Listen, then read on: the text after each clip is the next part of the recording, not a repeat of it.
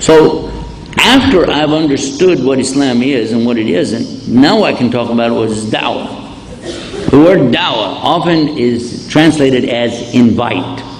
Most of us have used the word invite or invitation. True or false? Okay, there's a problem with this. It's not totally wrong, but there's a problem. Why? Because it comes from a root, da'wah. What is that? A call. Whenever you make dua, you're calling on Allah. Yeah? It's the same word. Da'wah.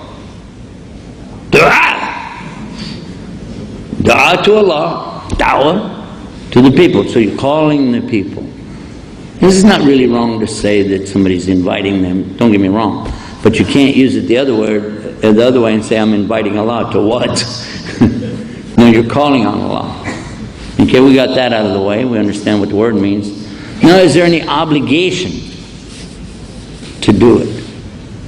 Well, I started off today's talk with the verse from the Quran.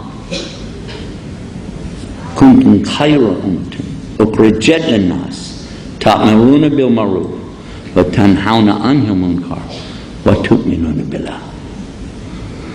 Look at this ayah and think about it. By the way, this is not the whole ayah. There's some more very important information after this, applicable especially to the people you're giving the da'wah to, the Jews and Christians. But we'll come to that in a minute. But look at this. It says you're the best of nations raised up because you call to al-ma'ruf and you forbid al-munkar and you believe in Allah. Anybody here see something wrong with that? You say, it's from Allah, brother, there's nothing wrong with it. Hold on. I don't mean wrong in the senses, but I'm saying in our thinking, what have we missed here when we heard this? All right, let's go back to Surah Baqarah and then go back to Surah 103, Al-Asr. Through the whole Quran, and from this point to that point, we're constantly hearing, Alladina amanu wa amilu salihat. Yes or no? We've heard it over and over and over. Those people who come to the right iman, aminu, wa amilu, and do the right deeds, salihat, of the righteous. Isn't that true? Which came first, iman or amal? Faith, then action. Is there such a thing in Islam that you can do something and then turn around and get your faith later on it? This doesn't make sense. What is the first hadith in Sahih al-Bukhari? Kitab al-Iman.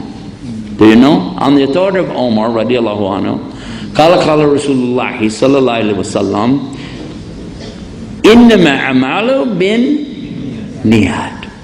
He said that every action is all depending on the intention and will be recorded and regarded and rewarded as such.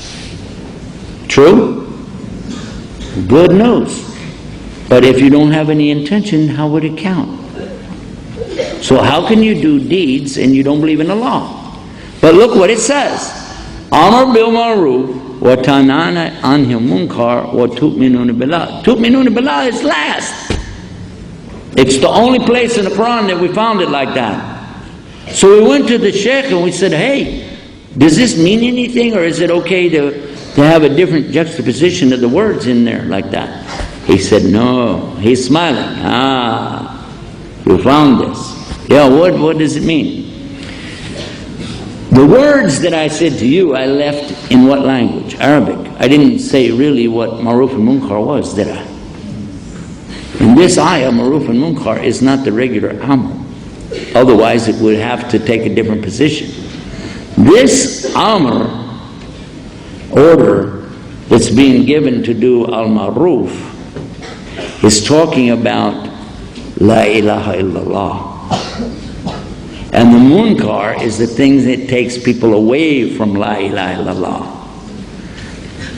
And the Sheikh said, how could you say that you believe in Allah but you're not willing to do these two things? So in this respect, that is the call to Islam. The call to Islam, to call the people to what is right and righteous. And the most righteous of all is to believe that there really is a God, and you're going to have to stand up one day and pay for what you're doing. And we say, put the fear of God in them. Yes, because if people don't fear God, what will they fear?